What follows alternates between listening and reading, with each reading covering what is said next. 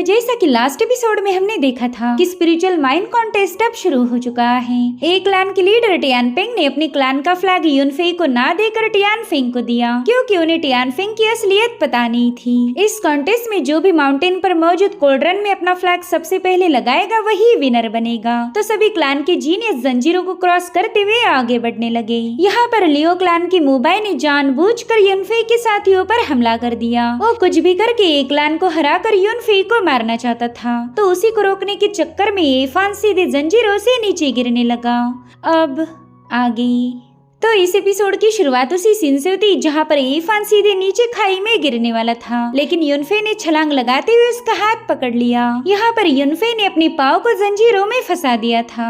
तभी एफान उससे कहने लगा कि इस कॉन्टेस्ट को जीतना हमारे क्लैन के लिए काफी ज्यादा इम्पोर्टेंट है, तो आप मुझे मेरे हाल पर छोड़कर आगे चले जाएं। मैं नहीं चाहता कि मेरी वजह से हमारी टीम की हार हो जाए। इधर मोबाइल जोर जोर से हंसते हुए युनफेई से कहने लगा कि मुझे तो यकीन ही नहीं हो रहा कि तुम इस लूजर को बचाने के लिए ज्यादा डेस्परेट हो। अगर मैं तुम्हारी जगह होता तो इसे ऐसे ही मरने देता। खैर, अब तुम दोनों इसी जंजीर पर मजे करो, मैं तो जा रहा हूँ कॉन्टेस्ट को जीतने के लिए। जिसके बाद मोबाइल अपनी फ्लाइंग सोर्ड पर सवार होकर बड़ी तेजी के साथ वहाँ से रवाना हो गया। इधर युनफेई एफान से कहने लगा कि तुम्हें अब मुझ पर भरोसा करना होगा, मैं तुम्हें अब एक सेफ लोकेशन पर भेजने वाला हूँ। और इतना कहते साथ ही उसने एफान को जंगल की तरफ थ्रो कर दिया। जिसके बाद युनफेई विंड स्ट्राइक डिवाइन स्टेप्स का इस्तेमाल करते हुए बड़ी तेजी के साथ आगे बढ़ने लगा। इधर अरीना में मौजूद सभी कल्टीवेटर्स एक मैजिकल आर्टिफैक्ट के जरिए इस मुकाबले को विटनेस कर रहे थे। वो तो युनफेई की स्पीड को देखकर ही दंग रह गए। वहीं दूसरी तरफ जंगल में शाओ भी अपने चमचों के साथ काफी तेजी से आगे बढ़ रही थी।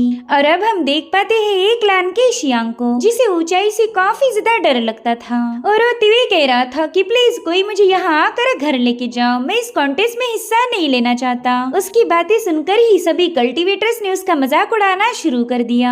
उन्हें तो शियांग पर काफी ज्यादा हंसी आने लगी। वहीं पर लियो क्लैन का लीडर भी शियांग पर हंसते हुए कहने लगा कि टियानफेंग, तुमने तो बोला था कि तुम्हारे ये क्लैन के सभी कल्टीवेटर्स जीनियस हैं, लेकिन इस शियांग की हरकतें देखकर ही पता चल रहा कि तुमने तो जीनियस के नाम पर बस अपने क्लैन में कचरा भर के रखा। जिस पर मास्टर टियानफेंग कहने लगे कि मास्टर लियो, अपनी जबान संभाल कर बात कीजिए, अभी तक कॉन्टेस्ट खत्म नहीं हुआ, तो इतनी जल्दी ना ही किसी का मजाक उड़ाओ और ना ही खुशियाँ मनाओ। वहीं दूसरी तरफ फॉरेस्ट में शियुई और टियानफेंग का रास्ता लियो क्लैन के कुछ कल्टीवेटर्स ने रोक लिया। शियुई उनसे कहने लगी कि तुम्हें तो खुद पर शर्म आनी चाहिए, तुम्हारी एज 20 साल से ज्यादा है, मगर फिर भी तुमने इस कॉन्टेस्ट में पार्टिसिपेट किया। मगर वो कल्टीवेटर लड़कियों जैसी हरकतें करते हुए कहने लगे कि हम तो अभी अभी जवान हुए, हमारी एज तो 18 सालों से भी कम होगी। उनकी बातें और औरत वाले अंदाज देखते साथ ही टियानफेंग कह रहा था, शियुई, मेरे ख्याल से हम गलत जगह फंस चुके हैं। अब वो तीनों बंदे अपनी नकल्स को ब्रेक करते हुए कहने लगे कि चलो जल्दी से तुम्हारा फ्लैग हमारे हवाले कर दो, अगर तुमने ऐसा नहीं किया तो फिर हम तुम्हें मार मार के हमारे जैसा खूबसूरत बना देंगे। सब टियानफेंग और शियुई भी इनका मुकाबला करने के लिए तैयार हो गए, लेकिन उनसे पहले एफान वहाँ पर फ्लाई करते हुए पहुँच गया था। वो तो सीधे जाकर इन तीनों बंदों पर विराजमान हो चुका, जिसके चलते एफान तो बच गया, मगर उन तीनों की वाट लग गई। अब यहाँ पर शियुई उससे पूछने लगी कि बताओ युनफेई कहाँ पर है, जिस पर एफान कहता है कि शायद अब युनफेई मोबाई को सबक सिखाएगा। वही दूसरी तरफ मोबाई तो काफी खुशी से आगे बढ़ रहा था। वो कहता है कि युनफेई की मेरिडियंस रिकवर हुई तो क्या हुआ, वो अभी भी पहले जैसा ही लूजर है। मुझे तो बस एक ही बात का अफसोस है कि वो बेवकूफ शाओ मेरी डैशिंग एबिलिटीज को समझ नहीं पाई। बस एक बार मैं उसके सामने अपनी जुल्फे लहरा दूं, फिर तो बंदी मेरे प्यार में पागल हो जाएगी। और तभी उसे रास्ते में एक बहुत बड़ा रोड़ा नजर आया। दरअसल वो शियांग था, जो कि मोबाई को अपनी तरफ आता हुआ देखकर काफी तेजी के साथ रेंगने लगा। यहाँ पर मोबाई भी अपनी ब्रेक लगाने की पूरी कोशिश कर रहा था, मगर फिर भी वो खुद को रोक नहीं पाया और सीधे जाकर शियांग के पीछे से टकरा गया। उसकी लात खाकर शियांग सीधे जंगल की तरफ गया और वहीं पर मोबाई दूसरी जंजीर पर जाकर पटक गया था। यहाँ पर मोबाई के एकदम नाजुक हिस्से पर चोट लगी थी, जिसके चलते वो दर्द के मारे काफी अजीब से मुंह बनाने लगा। तब तक युनफेई वहाँ पर पहुँच चुका था। उस पर एक लात जड़ते हुए कहने लगा कि क्यों ना मैं तेरी दर्द में थोड़ा सा तड़का लगा दूं, जिससे तो मोबाई घसीटते हुए जाकर सीधा बंदा माउंटेन की चट्टानों पर पटक गया। यूनफी हंसते हुए कह रहा था कि मुझे नहीं लगता कि तू दूसरा मुबाई पैदा करने के लायक बचा है। इधर मुबाई की हालत देखकर अरीना में मौजूद सभी लोग काफी ज्यादा हैरान थे। जाओ कह रहा था कि हमारी यूनफी ने तो इस बंदे के मेन पार्ट पर ही बिजलियां लगा दी। तो यू से बता रही थी कि यूनफी की इस टेक्निक को शाओलिन आयरन हिप टेक्निक कहा जाता है। इधर एशियांग उड़न तश्तरी जैसे जंगल में पहुंच चुका था। वो चिल्लाते हुए कह रहा था कि मुबाई मैं तुझसे नफरत करता हूँ। एफन कह रहा था कि मेरे ख्याल से ये हमारा साथी शियांग है और उतने में यूनफी वहाँ पर पहुँच गया। वो कह रहा था हाँ बिल्कुल वही एशियांग है। दरअसल उसी ने मुबाई को ब्लॉक किया था। टियानफिंग कह रहा था चलो ये तो अच्छा हुआ कि यूनफी वापिस आ गया, अब हमने जल्दी से आगे बढ़ना चाहिए। रास्ते में हम शियांग को भी ढूंढ लेंगे। आप सीन शिफ्ट होकर हम किनान को देख पाते हैं जो कि अभी भी अपनी गैरेज में आराम फरमा रहा था। तभी उसका जूनियर उससे कहने लगा कि सीनियर इन सभी लोगों ने पहले लेवल को ऑलरेडी क्रॉस किया है, अगर हम अभी आगे नहीं बढ़े तो ये मुकाबला हार जाएंगे। जिस पर किनान कह रहा था कि वो तो बस लूजर्स की एक फौज है, इसलिए हमने उन्हें 2 लेवल्स को पार कर देना चाहिए। जब वो लोग आखिरी लेवल पर पहुंच जाए उस वक्त हम एक्शन लेंगे। अब वो बंदा उस पर कुछ सवाल उठा पाए इससे पहले ही किनान ने उसे अपनी पावर की मदद से नीचे पटक दिया। वो कह रहा था कि कोई मेरे सामने सवाल पूछे ये मुझे जरा भी पसंद नहीं आता। और अब हम यूनफी की टीम को देख पाते जो कि 2nd लेवल पर पहुंच चुके थे। उन्हें इस घने जंगल को पार करके 3rd लेवल के पास पहुंचना होगा, लेकिन ये इलाका जहरीले सांपों और बिच्छुओं से भरा पड़ा था। टियानफिंग अपने साथियों को बताता है कि ये जंगल काफी ज्यादा खतरनाक है, इसलिए हम सभी को केयरफुल रहना पड़ेगा। जिस पर इरफान कह रहा था कि शी क्लान ने तो ऑलरेडी इस इलाके को पार किया होगा, पता नहीं हम उन्हें कैच कैसे कर पाएंगे। और तभी यूनफी ने वहाँ मौजूद एक ऊंची चट्टान पर जंप लगा दी। उसे वहाँ से शी क्लान का फ्लैग नजर आ रहा था, इसलिए वो तुरंत ही अपने साथियों को उसे फॉलो करने के लिए बता देता है। अब यहाँ पर ये लोग पेड़ों पर छलांगे लगाते हुए काफी तेजी के साथ आगे बढ़ने लगे। इन पर रास्ते में कई सारे सांपों ने हमला कर दिया था, लेकिन ये फटाफट से अपने स्लैशेस को रिलीज करते हुए इन सांपों को मार गिराने लगे। वहीं पर शियांग सीधे जाकर एक मकड़ी के जाल पर लैंड हो गया। उसे तो काफी ज्यादा खुशी थी कि इस लैंडिंग में उसके हाथ पाँव नहीं टूटे। वो कह रहा था ये बात तो माननी पड़ेगी कि मैं हेवन का फेवरेट हूँ। और उतने में शियांग को वहाँ पर शी क्लान का फ्लैग नजर आता है। वो कह रहा था कि अगर इस फ्लैग को मैंने डिस्ट्रॉय कर दिया तो ये मेरे लिए एक ग्रेट अचीवमेंट होगी। फिर तो मैं अपने टीम से मेरे सामने 21 तोहफों की सलामी लूंगा। जिसके बाद वो मस्त खुशी से गाने गाते हुए अपने पाँव को रिलीज करने लगा, मगर तभी उसके पीछे से एक बहुत ही भयानक मकड़ी वहाँ पर पहुँच गई और शियांग का इस पर बिल्कुल भी ध्यान नहीं था। इधर इरफान खुश होते हुए कहने लगा कि अच्छा हुआ यूनफी ने उस फ्लैग को देख लिया, मुझे तो लगा ही नहीं था कि हम शी क्लान को इतनी जल्दी कैच कर पाएंगे। और उतने में यूनफी अपने साथियों के साथ एक चट्टान पर उतर गया। वो कह रहा था कि शी क्लान काफी ज्यादा शातिर है, वो इतने आसानी से हमारे सामने नहीं आएंगे। उनका फ्लैग बस एक ही जगह पर मूव कर रहा, लेकिन वो आगे की तरफ नहीं जा रहा। और उतने में एक बहुत बड़े पाइथन ने इन सभी पर अपनी पूंछ से अटैक कर दिया, जिससे तो यूनफी के साथी काफी जोरों से नीचे की तरफ पटक गए। यहाँ पर यूनफी देखता है कि इस पाइथन पर शाओ सवार थी और उतने में उस पाइथन ने यूनफी पर भी अपने टेल से हमला कर दिया, जिसके चलते यूनफी घायल होकर एक पेड़ पर पटक जाता है। जो देखते साथ ही यूनफी के साथी काफी ज्यादा परेशान हो गए और उतने में यूनफी अपने डिवाइन पावर्स को एक्टिवेट करते हुए सीधे उस पाइथन पर अटैक कर चुका था। मगर वो पाइथन इतना ज्यादा पावरफुल था कि उसने यूनफी के अटैक को डिस्ट्रॉय करते हुए उसे दोबारा से घायल कर दिया। दरअसल इस बीस्ट को स्कारलेट फ्लेम गोल्डन पाइथन कहा जाता था। टियानफिंग हैरान होते हुए कह रहा था कि ये तो 8वीं रैंकिंग वाला मिथिकल बीस्ट है। वहीं पर शाओ जोर जोर से हंसते हुए यूनफी से कह रही थी कि आफ्टर ऑल तुम्हारी मौत मेरे ही हाथों लिखी है। यूनफी को पता था कि उसकी करंट पावर के साथ इस गोल्डन पाइथन को हराना इम्पॉसिबल है, तो अपने साथियों से कहने लगा कि जल्दी से मुझे थोड़ी देर के लिए कवर दो और तब तक मैं इस पाइथन के साथ डील कैसे की जाए इसका तरीका ढूंढता हूँ। वहीं पर शाओ ने यूनफी को डोमिनेट किया, ये बात सभी कल्टिवेटर्स को पता चल गई थी। इधर किंग लियान तो यूनफी के लिए काफी ज्यादा परेशान हो गई। इनफैक्ट सीनियर टियानपिंग को भी अब इस बंदी पर काफी ज्यादा गुस्सा आ रहा था और उतने में शाओ कबाब टियानवान घोष क्लैन के बंदे की उसे कहने लगा कि आपने मेरी बेटी को आयरन फ्लूट देकर उस पर बहुत बड़ा एहसान किया। उसी फ्लूट की मदद से वो पाइथन को कंट्रोल कर पा रही, जिस पर वो बंदा कह रहा था कि मैंने आपकी बेटी पर कोई एहसान नहीं किया, बल्कि ये तो उसकी एबिलिटी थी। मुझे नहीं लगता कि अब यूनफी उसकी चुंगल से बच पाएगा। इधर टियानफिंग अपने साथियों से कहने लगा कि स्पिरिचुअल माइंड कॉन्टेस्ट हमारे क्लैन के लिए काफी ज्यादा इम्पोर्टेंट है, हम यहाँ पर रुक कर अपना वक्त बर्बाद नहीं कर सकते, तो तुम दोनों इस बंदी को यहीं पर होल्ड करो और तब तक मैं जाकर हमारे क्लैन का फ्लैग प्लांट करता हूँ, जिसके बाद उस गोल्डन पाइथन पर कई सारे स्लैशेस रिलीज करते हुए वहाँ से भाग निकला। यहाँ से भागते हुए टियानफेंग का हाफ फेस फ्लैग की वजह से कवर्ड था। सो उसका आधा फेस देखते साथ ही शुई को याद आता है कि ये तो वही बंदा है जिसने किन फैमिली के एल्डर को युनफेई की खबर दी थी, यानी कि टियानफेंग युनफेई को मारना चाहता था। वहीं पर शाओ ने अपने चमचों को हुक्म दिया कि जल्दी से टियानफेंग के पीछे चले जाओ, उस बंदे को खत्म करके इनके क्लैन का फ्लैग डिस्ट्रॉय कर देना। जो सुनते साथ ही वो सभी लोग टियानफेंग के पीछे रवाना हो गए। यहाँ पर शुई उन लोगों को रोकने की जरा भी कोशिश नहीं करती, क्योंकि उसे पता चल गया था कि टियानफेंग एक गद्दार है। इसलिए वो तुरंत ही अपनी सोड को समन करके इफान को बता रही थी कि हमें कुछ भी करके युनफेई को प्रोटेक्ट करना होगा। जब तक युनफेई जिंदा है तब तक ही हमारी जीतने के चांसेस हैं। जो सुनते साथ ही शाओ जोर जोर से हंसते हुए कहने लगी कि पता नहीं तुम्हें ऐसा क्यों लग रहा कि तुम इस गोल्डन पाइथन का मुकाबला कर सकते। तब तक इन दोनों ने अपनी एनर्जी का इस्तेमाल करते हुए कई सारी फ्लाइंग सोर्ड्स फॉर्म कर सीधे उस गोल्डन पाइथन पर हमला कर दिया। हालांकि इससे गोल्डन पाइथन घायल तो नहीं हुआ, बल्कि वो और ज्यादा गुस्सा हो चुका था और फिर उसने दोबारा से अपनी टेल का यूज करते हुए इन दोनों को पीछे पटक दिया। मगर इन लोगों ने ठान लिया था कि वो कुछ भी करके युनफेई को प्रोटेक्ट करेंगे। वहीं दूसरी तरफ शियांग ने भी जैसे तैसे खुद को आजाद करते हुए एक पेड़ की टहनी से लटक गया था। मगर उतने में वो मकड़ी अपनी स्पाइडर वेब का इस्तेमाल करते हुए शियांग के पाँव को जकड़ लेती है, जिसके चलते शियांग अब चाहकर भी अपने साथियों की मदद नहीं कर सकता था।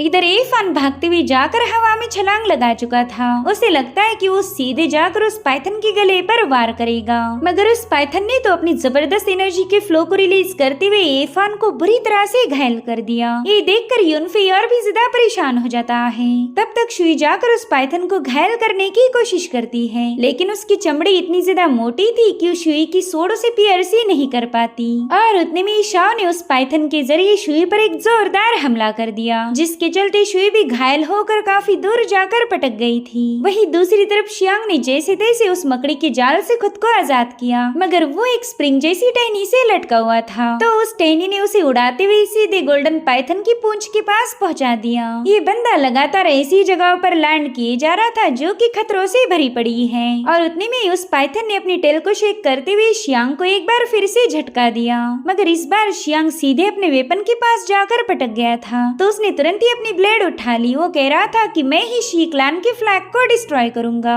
साथ ही साथ वो भागते हुए चिल्ला रहा था कि मैं ही ये क्लैन का टॉप टैलेंट बनूंगा, फिर कोई मुझे बीट नहीं कर सकता।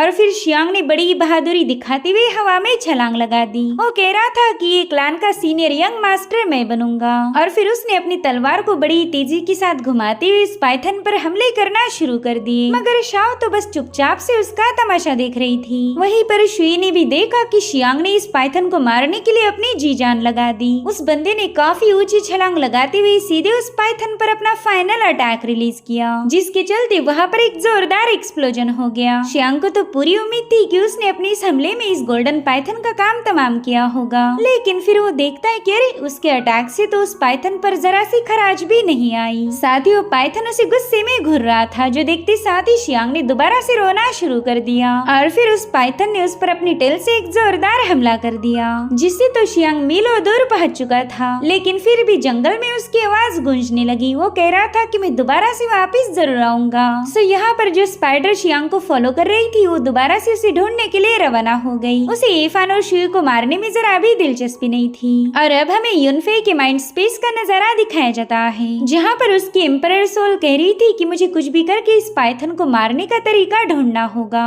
और तभी उसे अपने सामने एक टेक्निक नजर आई जिसका नाम था बीस्ट टेमिंग डिवाइन टेक्निक। इस टेक्निक का इस्तेमाल करके किसी भी बीस्ट को आसानी के साथ कंट्रोल किया जा सकता था। तो युनफेई ने फटाफट से इस टेक्निक को मास्टर कर लिया। इधर वो गोल्डन पाइथन शुई और इरफान के काफी ज्यादा करीब पहुंच चुका था, मगर वो इन दोनों का खात्मा कर पाई इससे पहले युनफेई ने बिजली से भी तेज रफ्तार के साथ वहां जाकर उस पाइथन पर एक जोरदार पंच हिट किया। युनफेई के इस एक ही पंच में उस गोल्डन पाइथन को तो दिन में ही तारे नजर आने लगे, और उतने में युनफेई ने उस पाइथन पर एक और मुक्का जड़ दिया, जिससे तो पाइथन धड़ाम से नीचे गिर जाता है। हालांकि गोल्डन पाइथन 8वीं रैंकिंग का बीस्ट है, तो उसने दोबारा से जैसे तैसे खुद को संभाल लिया। यहाँ पर शाओ युनफेई से कहने लगी कि मुझे इस कॉन्टेस्ट में जरा भी दिलचस्पी नहीं, मैंने तो इस स्पिरिचुअल माइंड कॉन्टेस्ट ही ज्वाइन इसलिए किया था ताकि तुम्हें रास्ते से हटा सकूं। तुम्हें खत्म करके मुझे जो खुशी हासिल होगी वो किसी और चीज से मिल ही नहीं सकती। जिस पर युनफेई कह रहा था कि ठीक है, मैं भी देखना चाहूंगा कि तुम में कितना दम है। जिस पर वो बंदी बंदी कहने लगी यूनफी अब तो भाड़ में जा, और इतना कहते साथ ही उसने अपनी आयरन फ्लूट को प्ले करना शुरू कर दिया।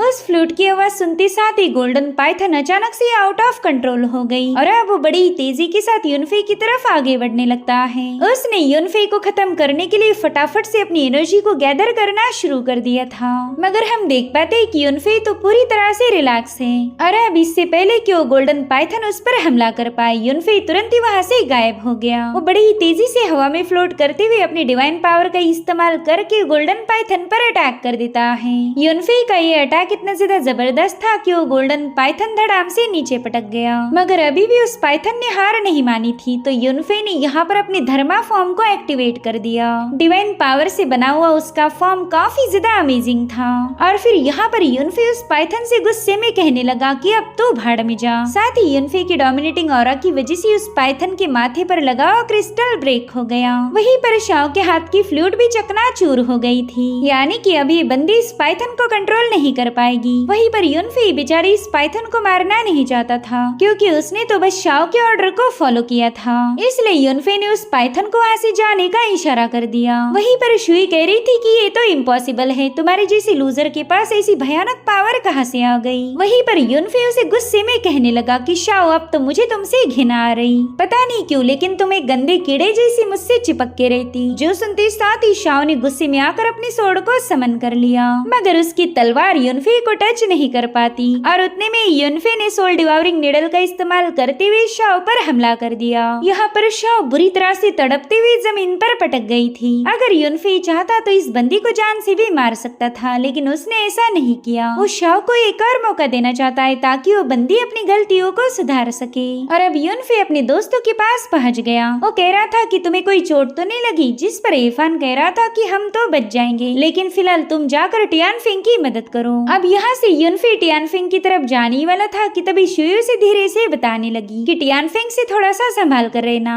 अब यहाँ पर यूनफी भी कंफ्यूज था, उसे समझ नहीं आता कि शुयू ने ऐसा क्यों कहा होगा। वही दूसरी तरफ शाओ को घायल देखते साथ ही उसके बाप ने अपनी रन पावर को एक्टिवेट कर दिया। वो टियानफिंग से कह रहा था कि तुम्हारे बेटे की इतनी हिम्मत कैसे हुई कि वो मेरी बेटी को घायल करे, जिस पर टियानफिंग उसे जवाब देते हुए कहने लगे कि शुक्र मनाओ शाओ अभी तक जिंदा है, उसने ही गोल्डन पाइथन का इस्तेमाल करके मेरे बेटे को मारने की कोशिश की, जो कि सरासर गलत था, इसीलिए उसके साथ वही हुआ जो कि वो डिजर्व करती थी। और उतने में चारों मेजर फैक्शंस के लोग वहाँ पर पहुँच गए, जिसमें है शाओयाओ पवेलियन के एल्डर शाओदिंग, जियांग सेक के एल्डर वू, जेंगसंग सेक के एल्डर जुओ और टियानयुआन सेक के एल्डर दू। किन जियांग तो इनके यहाँ आते ही तुरंत इन सभी एल्डर्स का स्वागत करने लगा। यहाँ पर हम लॉन्गी नाम की बंदी को भी देख पाते, जो कि टियानयुआन सेक की डिसाइपल है। वो कह रही थी कि बताओ किनान कहाँ पर है, मैं तो बस उसे ही देखने आई हूँ। और उतने में ही किनान ने गुस्से में आकर अपनी जबरदस्त पावर को रिलीज करना शुरू कर दिया। वो यूनफी से कह रहा था कि आखिर तेरी इतनी हिम्मत कैसे हुई कि तू मेरी बंदी को हर्ट करे। और इतना कहते साथ ही किनान ने अपनी स्पीयर को हवा में थ्रो करते हुए सीधे उस पर सवार हो गया। उसकी हरकतें देखकर लॉन्गी कह रही थी कि ये बंदा तो काफी ज्यादा घमंडी है। वहीं पर एल्डर वो कह रहे थे कि अब हेवनली स्पिरिट बॉडी ने भी कॉन्टेस्ट को ज्वाइन किया है, तो क्यों ना हम माउंटेन के टॉप पर जाकर इस मुकाबले को विटनेस करें। जिसके बाद ये चारों फैक्शंस के मास्टर सीधे माउंटेन्स की तरफ रवाना हो गए। वही दूसरी तरफ टियानफिंग माउंटेन के टॉप पर पहुंच चुका था और तब तक शाओ ने भेजे हुए बंदे भी उसका पीछा करते हुए वहाँ पर पहुंच गए। वो टियानफिंग से कह रहे थे कि अब तुम यहाँ से भाग नहीं सकते, जिस पर टियानफिंग कहता है कि पता नहीं तुम्हें ये किसने बोला कि मैं भागने की कोशिश कर रहा था, बहरहाल मैं यहाँ तक पहुँच गया हूँ तो अब मुझे छुपने की कोई जरूरत नहीं। जिसके बाद टियानफिंग ने बड़ी तेजी के साथ जाकर बस एक ही सेकंड के अंदर उन सभी लोगों का खात्मा कर दिया। ये बंदा अब माउंटेन पर रखे हुए कोल्ड्रन के पास पहुंच चुका था। वो कहता है कि इस कोल्ड्रन में ये फ्लैग मैंने ही प्लांट करना चाहिए, मगर तभी उसकी नजर पड़ी किनान पर, जो कि बड़ी तेजी के साथ उस पर हमला करने के लिए आगे बढ़ रहा था।